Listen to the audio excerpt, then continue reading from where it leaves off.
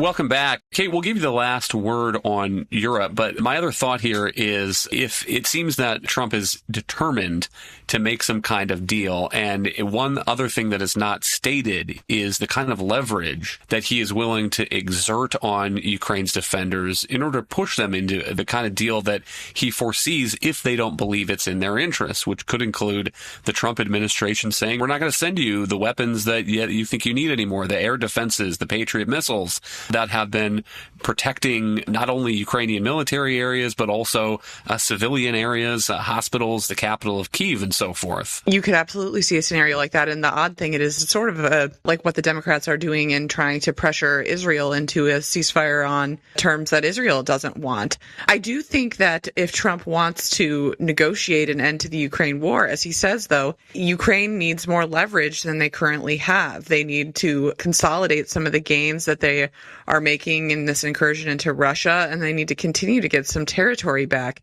because otherwise, what leverage do they have at the negotiating table as it's been so stagnant fighting for so long at this point? So I think if Trump is serious about making a deal, he will give Ukraine more weapons to increase the strength of that deal. And I do think that argument is being made to him because earlier this year, when there was a big debate over more funding for Ukraine moving through Congress, Trump allowed that bill to go through without torpedoing it the way he did a bipartisan immigration deal. So I think he does at some level understand that even if a negotiated end, it will require more leverage than Ukraine has now. And that might mean continuing to arm them so that they can get more of their territory back. And I think that goes back to the Biden failure, which again, we're 2 years in now to the war, and the Russians have been operating a sanctuary in their own home territory. And only now are we starting to discuss allowing some weapons to be used in some ways inside Russian territory.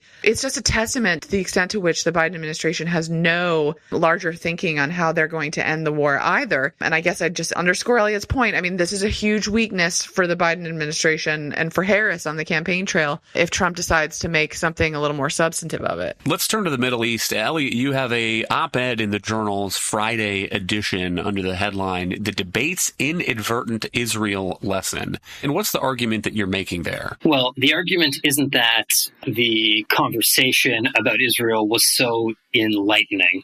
It's actually the opposite. The way that each actor, the moderator, Kamala Harris, Donald Trump, spoke about Israel was a sort of education in everything that's wrong with the way we talk about the war.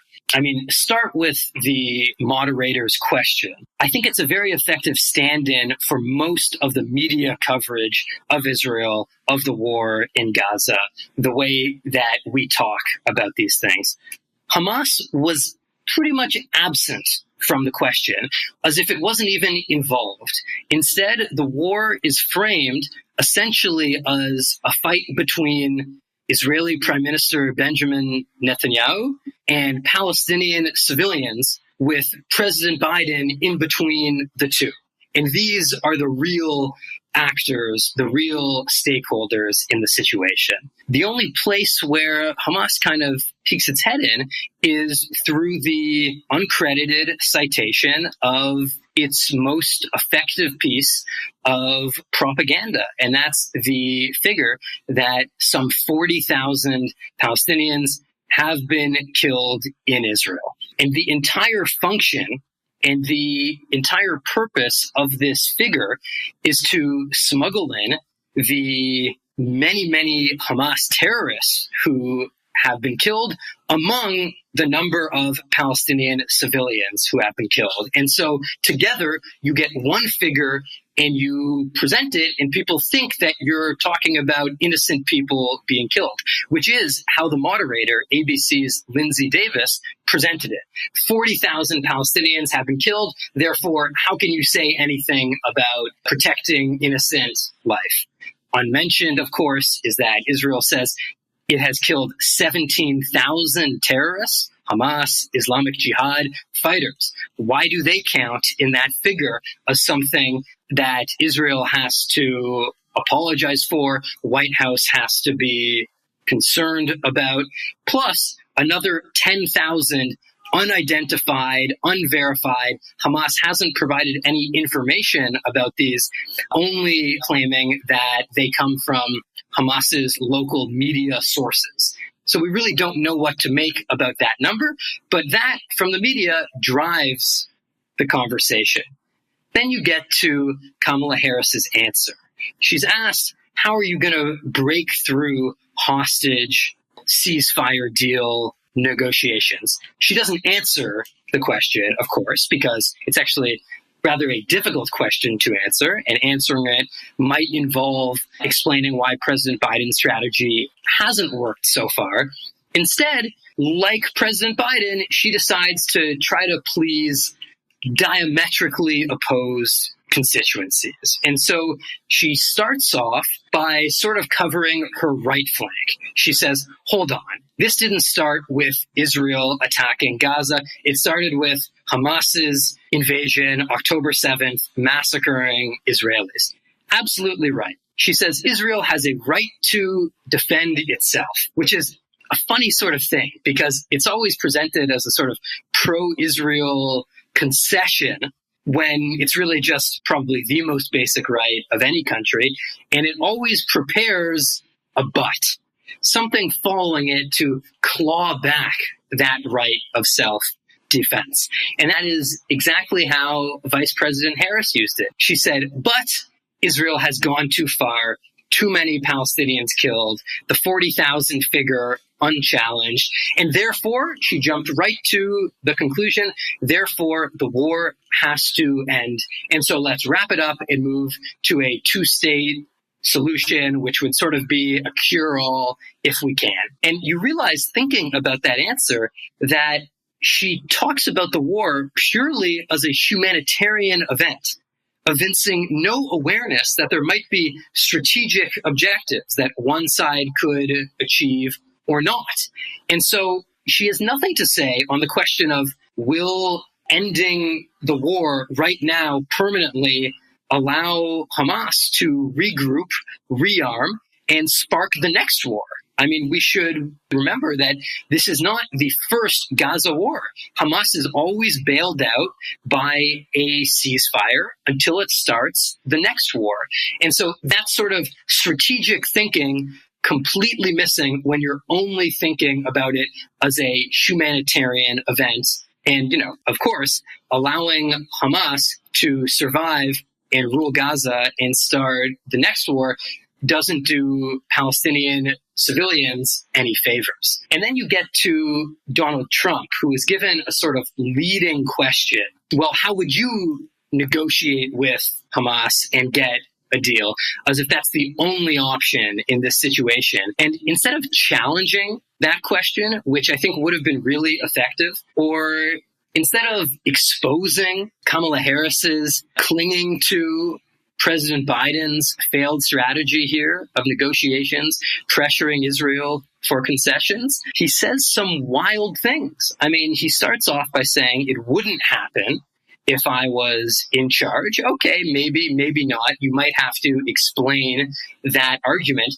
But before he can do that, he's off saying, if Kamala wins, Israel won't exist in 2 years. And then by the time he explains what he means, and he does have something of a point about Iran, Biden gave Iran sanctions relief, who's even thinking of that? Because he said 3 or 4 wild things in between. And so at the end, I argue, did we learn anything? In one sense, no. In another, yes. We saw everything wrong with the way we talk about this issue. Hang tight. We'll be right back after one more break. Don't forget, you can reach the latest episode of Potomac Watch anytime. Just ask your smart speaker, play the Opinion Potomac Watch podcast. From the opinion pages of the Wall Street Journal, this is Potomac Watch. Welcome back. One thought on the Middle East. I tend to think that President Trump in the Oval Office would be a better ally to Israel than President Biden has been and President Harris would be. But it does, as Elliot suggests, involve some extrapolation. He in the debate was saying that this needs to get settled. He'll get it settled and fast, which raises the same kind of questions as we are talking about with Ukraine. What does that mean? And what kind of pressure would he exert on Israel to get some kind of a deal? On the other hand, recall he was the president who moved the U.S. embassy from Tel Aviv to Jerusalem after many presidents before that had promised to do so. And recall, too, as Elliot lays out, the pressures on Kamala Harris's left flank from the anti-Israel crew that was protesting at the Democratic National Convention. So it does involve some reading between the lines here in what they are not saying. And then what about China and a potential invasion of Taiwan, Kate? We can look at what previous advisors to President Trump have said,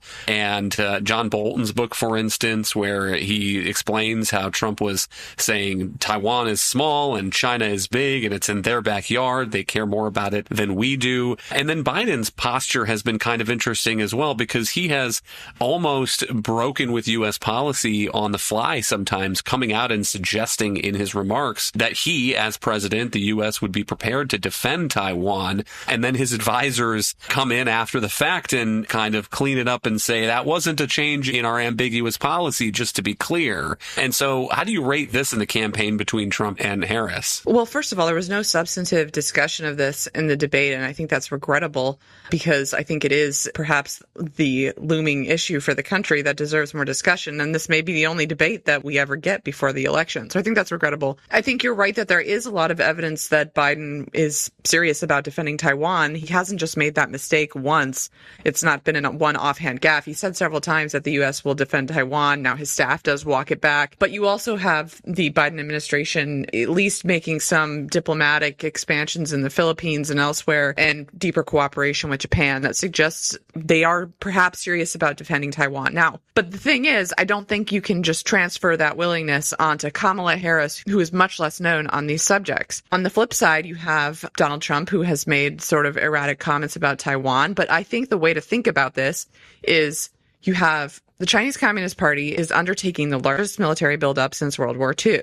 The question is whether the United States is going to counter that military buildup, whether it's going to preposition those weapons on Taiwan and be serious about deterring a Chinese assault on Taiwan. Now, who is more likely to deter that event? I think there is an argument that Trump is at least more open to, for instance, increasing the U.S. military budget. He ran on that in 2016. He gave a speech in Philadelphia about a 355-ship Navy, about a larger army. None of that ever came to fruition, but he at least understands the essential nature of military power in America's role in the world.